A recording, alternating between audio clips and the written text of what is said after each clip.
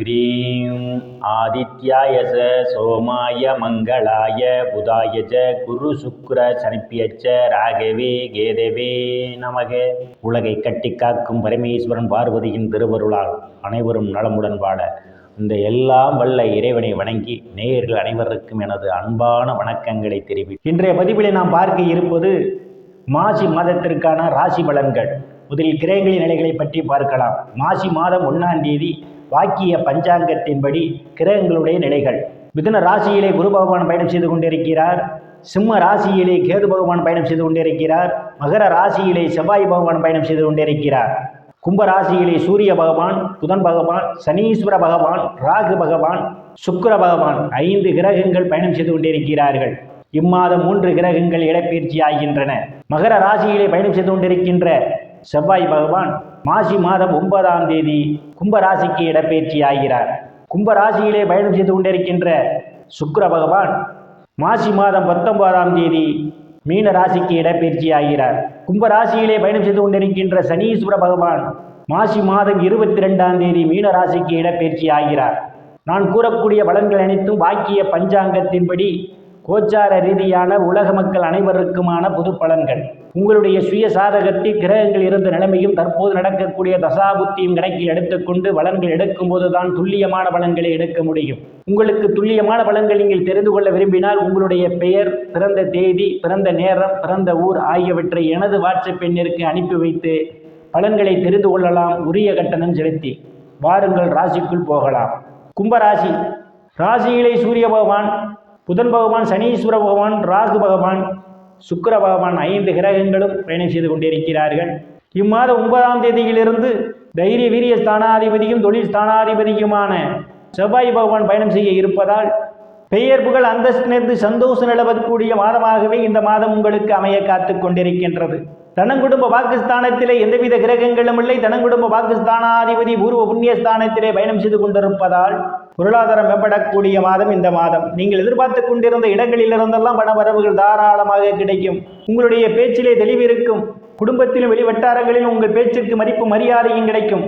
குடும்ப உறுப்பினர்களிடையே ஒற்றுமை நிலவக்கூடிய மாதம் இந்த மாதம். சிலர் புதிய ஆடை ஆபரணங்கள்லாம் வாங்குவீர்கள். தைரிய வீரியஸ்தானத்தில் எந்தவித கிரகங்களும் இல்லை. தைரிய வீரியஸ்தானத்தை இம்மாதம் 22ஆம் தேதி வரை சனீஸ்வர பகவான் பார்வையிடுவதால் இளைய சகோதர சகோதரருடன் அனுசரித்து போவது நல்லது. எந்த ஒரு செயலையும் வெற்றி முனைப்போடு செய்து முடிப்பீர்கள். சிலருக்கு சிறு குறு பயணங்களால் அனுகூலமான பலன்கள் உண்டு. சுகஸ்தானத்தில் எந்தவித கிரகங்களும் இல்லை. சுகஸ்தானாதிபதி இம்மாதம் 19ஆம் தேதி வரை ராசியிலே பயணம் செய்து கொண்டிருப்பதும் பின்பு தனங்குடும்ப வாக்குஸ்தானத்திலே பயணம் செய்து கொண்டிருப்பதாலும் தாயினுடைய அன்பும் ஆதரவும் உங்களுக்கு நிறைந்திருக்கும். தாயார் உங்களுக்கு பக்க பலமாக இருப்பார். தாய் வழி உறவுகளால் நீங்கள் மேன்மை அடைவீர்கள். உயர்கல்வி படிக்கக்கூடிய மாணவ மாணவிகளெல்லாம் படிப்பிலே சிறந்து விளங்குவார்கள். ஆசிரியருடைய நன்மதிப்பையும் பாராட்டையும் பெறுவார்கள். பூமி, வீடு, வாகனம் வாங்க நினைப்பவர்கள் ஆசையெல்லாம் முழுமையாக பூர்த்தியாகும். சிலர் பழைய வாகனத்தை மாற்றி புதிய வாகனம் வாங்குவதற்கான யோக அமைப்புகளும் கூடி வருகின்றது. ரியல் எஸ்டேட் நடத்துபவர்களுக்கெல்லாம் இது ஒரு பொன்னான காலமாகும். கூடுதலான வருவாயை காண முடியும். விவசாய தொழில் செய்து கொண்டிருப்பவர்களுக்கெல்லாம் விவசாயத்திலே நல்ல முன்னேற்றம் ஒன்று, கூடுதலான வருவாயை காண்பீர்கள். உறவினர்கள் இதுவரை இருந்து வந்த மனக்கசப்புகள் எல்லாம் மாறி நல்ல நட்புணர்வு ஏற்படும்.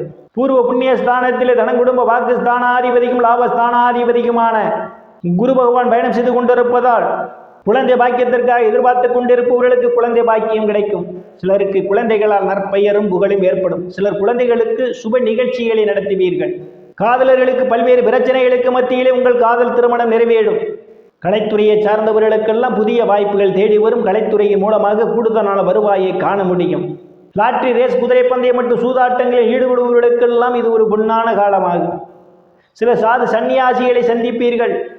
சிலர் குருமார்களையும் சந்திப்பீர்கள். அவருடைய ஆசியும் ஆசீர்வாதமும் உங்களுக்கு நிறைந்திருக்கும். சிலர் குலதெய்வ கோயிலுக்கு போய் வருவீர்கள். தெய்வத்தினுடைய அனுக்கிரகம் பரிபூர்ணமாக உங்களுக்கு நிறைந்திருக்கும். ருணரோக சத்துரு ஸ்தானத்தில் எந்தவித கிரகங்களும் இல்லை. ருணரோக சத்துரு ஸ்தானாதிபதி இம்மாதம் 1ஆம் தேதி லாபஸ்தானத்திலே பயணம் செய்து கொண்டிருப்பதால் வங்கி மற்றும் நிதி நிறுவனங்களில் கடனுக்காக விண்ணப்பித்திருந்தால் உங்களுக்கு எளிய முறையில் கடன் கிடைக்கும். சக பணியாளருடைய அன்பும் ஆதரவும் உங்களுக்கு நிறைந்திருக்கும். அவர்களால் அனுகூலமான பலன்கள் உங்களுக்கு உண்டு. களத்திர ஸ்தானத்திலே கேது பகவான் பயணம் செய்து கொண்டிருப்பதும் களத்திர ஸ்தானாதிபதி ராசியிலே பயணம் செய்து கொண்டிருப்பதால் திருமண வயதுடைய ஆண் பெண் இருபாலருக்கும் இதுவரை இருந்து வந்த திருமண தடைகளெல்லாம் விலகுவதற்கான ஒரு சூழல் உண்டு.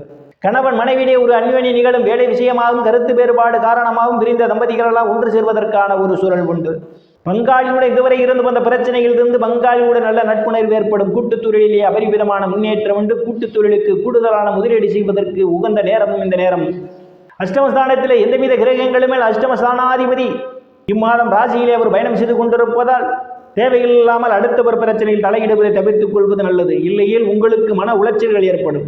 பாக்கியஸ்தானத்திலே எந்தவித கிரகங்களும் இல்லை. பாக்கியாதிபதி ராசியிலும் தனக்குடும்ப பாகிஸ்தானத்திலும் இம்மாதம் அவர் பயணம் செய்து கொண்டிருப்பதால் தந்தையினுடைய அன்பும் ஆதரவும் உங்களுக்கு நிறைந்திருக்கும். தந்தை உங்களுக்கு பக்க பலமாக இருப்பார். தந்தை வழி சொத்துக்களில் ஏதேனும் பிரச்சனைகள் இருந்தால் அவை உங்களுக்கு சாதகமான முடிவுக்கு வரும். சில தர்ம காரியங்களிலே ஈடுபடுவீர்கள். சில புண்ணிய ஸ்தலங்களுக்கெல்லாம் போய் வருவீர்கள். வெளிநாடு செல்வதற்காக முயற்சி செய்து கொண்டிருப்பவர்களுக்கு வெளிநாடு செல்வதற்கான வாய்ப்புகளும் உண்டு. சிலருக்கு முன்பு தெரியாதவர்களெல்லாம் உதவிக்கரம் நீட்டுவார்கள். சிலருக்கு அந்நிய மதத்தினரால் அனுகூலமான பலன்கள் உண்டு. தொழில் ஸ்தானத்திலே தொழில்காரகன் என்று சொல்லக்கூடிய சனீஸ்வர பகவான் பார்வையிடுவதால் வேலை தேடுபவர்களுக்கெல்லாம் அவரவர் தகுதிக்கு ஏற்றவாறு வேலைகள் கிடைக்கும். ஏற்கனவே பணியில் இருப்பவர்களுக்கு பதவி உயர்வு பாராட்டு கிடைக்கும். அரசியல்வாதிகளுக்கு அரசியல் நல்ல முன்னேற்றம் உயர் பொறுப்புகளும் தேடி வரும். தொழில் செய்து கொண்டிருப்பவர்களுக்கெல்லாம் தொழிலிலே அபரிவிதமான முன்னேற்றம் உண்டு. லாபஸ்தானத்தில் எந்தவித கிரகங்களும் இல்லை. லாபஸ்தானாதிபதி பூர்வ புண்ணிய ஸ்தானத்திலே இருந்து லாபஸ்தானத்தை பார்வையிடுவதால் நீங்கள் செய்யும் தொழிலில் இரட்டிப்பான வருவாய் உண்டு. மூத்த சகோதரர்களுடைய அன்பும் ஆதரவும் உங்களுக்கு நிறைந்திருக்கும். அவர்களால் அனுகூலமான பலன்கள் உண்டு. நண்பர்கள்லாம் உங்களுக்கு பக்க பலமாக இருப்பார்கள். விரயஸ்தானத்தில் இம்மாதம் 9ஆம் தேதி வரை தொழில் ஸ்தானாதிபதியும் தைரிய வீரிய ஸ்தானாதிபதியுமான செவ்வாய் பகவான் பயணம் செய்து கொண்டிருப்பதும், விரயஸ்தானாதிபதி இம்மாதம் 22ஆம் தேதி வரை ராசியிலே ஆட்சி வளத்தோடு பயணம் செய்து கொண்டிருப்பதும், பின்பு தனங்குடும்ப பாகிஸ்தானத்திலே அவர் பயணம் செய்வதாலும் சிலருக்கு சுப செலவுகள் ஏற்படும். வெளிநாடு செல்வதற்காக முயற்சி செய்து கொண்டிருப்பவர்களுக்கு வெளிநாடு செல்வதற்கான வாய்ப்புகளும் தேடி வரும். அனைவரும் இறைவனுடைய திருவருளால் அனைத்து செல்வச் செழிப்பும் பெற்று சிறப்புடன் வாழ அந்த எல்லாம் வல்ல இறைவனை வணங்கி நேயர்களை மீண்டும் அடுத்த பதிவில் சந்திக்கும் வரை விடைபெறுவது ஜோதிட ராமன். நன்றி, வணக்கம்.